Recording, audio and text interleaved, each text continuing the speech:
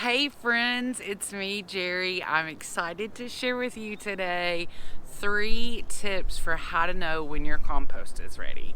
I had my first best kind of harvest from my compost last year right after we moved here, and it was really because I had done nothing with it but forgotten about it. And a friend of mine, Christy, the same one that did the garden design for me, she also wrote a book called No Fail Composting. And so based on the book and how what I did doing nothing actually worked, those are the same dynamics that I brought into starting my next batch, which I started last June. And I was pretty consistent and intentional about caring for the compost at that time. And so I want to share with you today my results. So the last time we took a look at my compost was in February, and that was also the last time that I fed my compost. So it's actually been quote unquote curing for just about 2 months. So total time in bin was 9 months.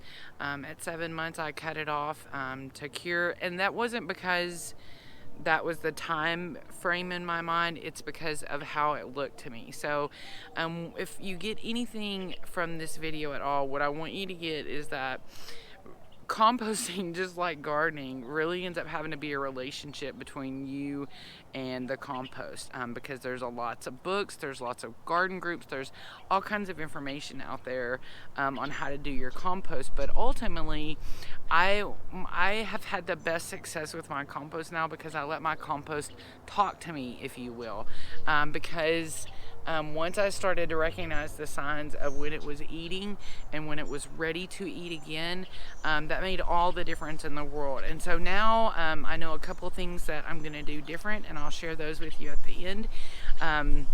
But so far, I'm really happy with these results. And so I've got a compost journal. I'll try to put a link up here or down in the description.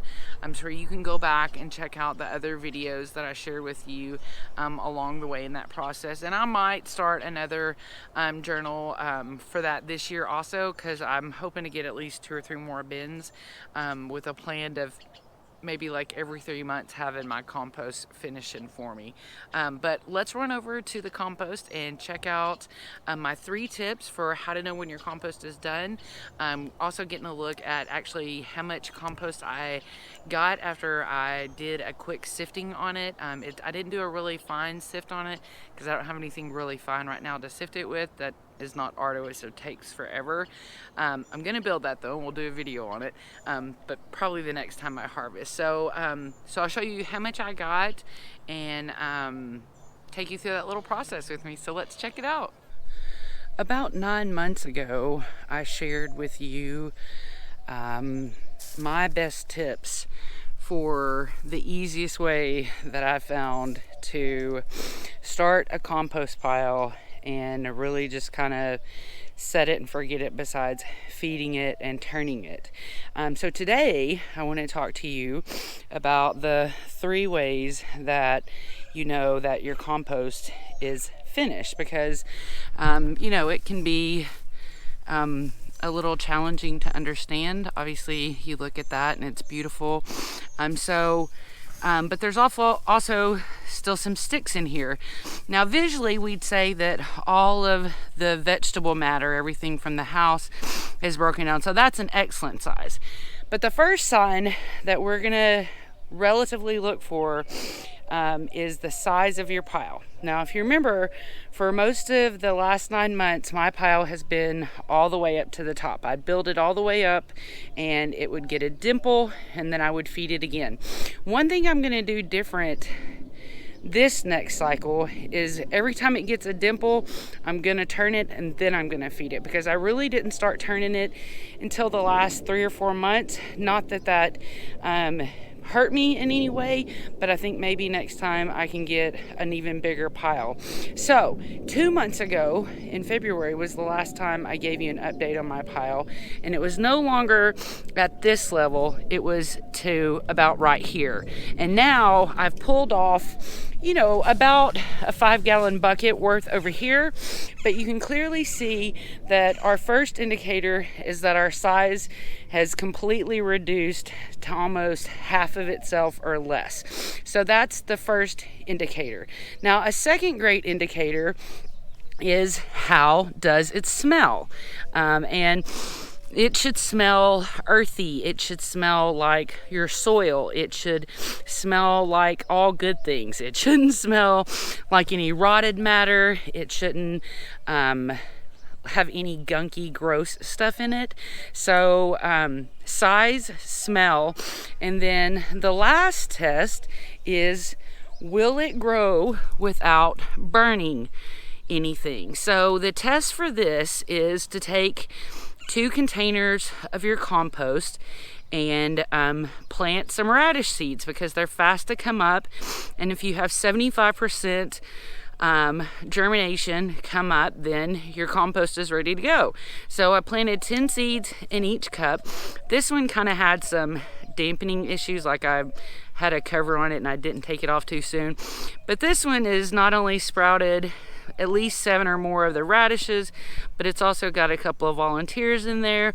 So this is great evidence that the compost is indeed finished and it's not burning our plants. A couple years ago, I got a huge, like a yard from a local company, and the compost wasn't finished, and I was banking my entire spring garden on that compost, and it just burned up my plants, and it really was so strong that it ate up some of the fabric bags that I have. So you want to be mindful of where you get your compost and if it's truly finished. But again, as a reminder, the 3 tips for our test to see if it's ready: did your pile reduce significantly in size? Does it smell good? And will it grow without burning or damaging young seedlings?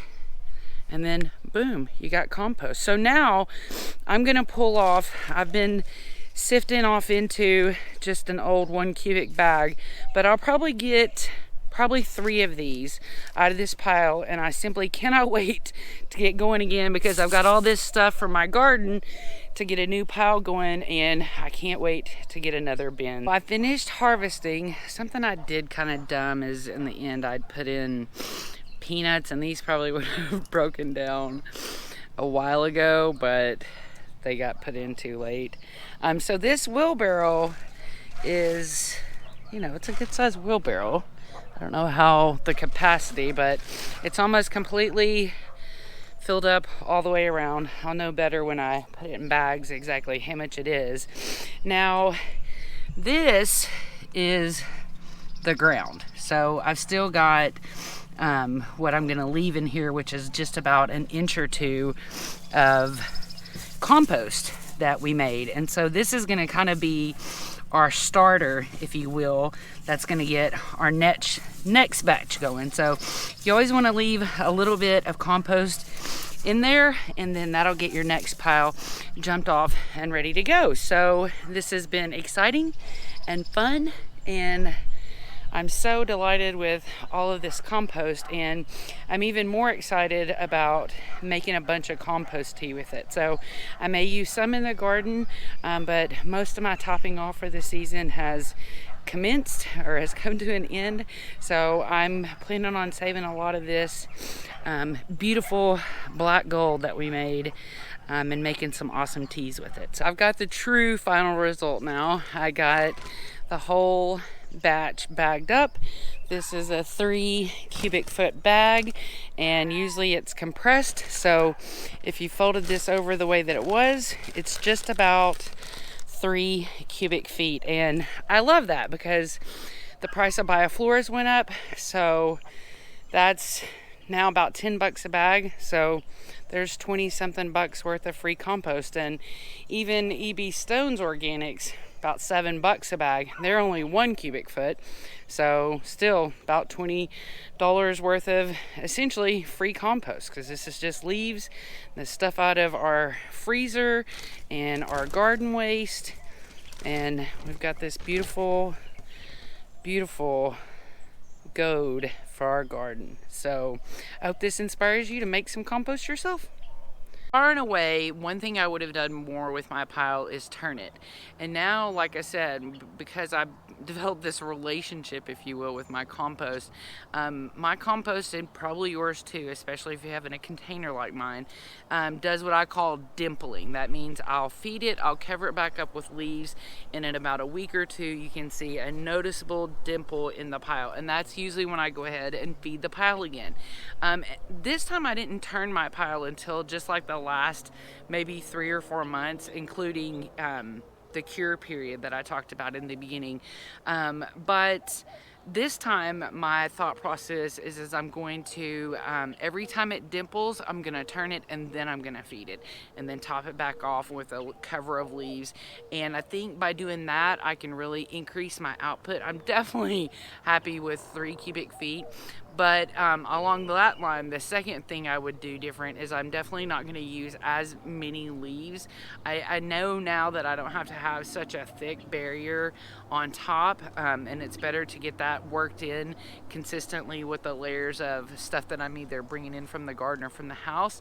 So I really believe by turning more after I have my dimple effect, and so that'll have me turning all throughout the 7-9 months process, and then not using as many leaves. I think that with the amount of stuff that I put in there, that I would have probably at least another cubic foot or maybe more. And I really think by turning more will enable me to put more in, and again I should be able to really I'd like to hope that I could double my output, because again, the more we can be providing for ourselves, the better. I've heard some rumors that Bioflora is not going to be making their compost anymore. I don't mind buying EB Stone's compost, but my compost is free if I make it, and I just put a little bit of effort into it. So that's what I'm going to keep doing. I've got so many things going on around here right now. I've got garlic stuff to tell you about. I got cumin stuff. I've got all kinds of things going on. And plus some field trips that I took that I want to share with you. So, and I've got, as always, I've got some super personal stuff going on. I've got a super stuff going on in my personal life, and I'm on pins and needles to share it with you. But in due time. So just thank you so much for being patient with me and taking my videos as I kind of spoon feed them out to you. I promise I've got more in my pocket, and it's all going to be for you. So have the best day ever, and I look forward to seeing you again soon.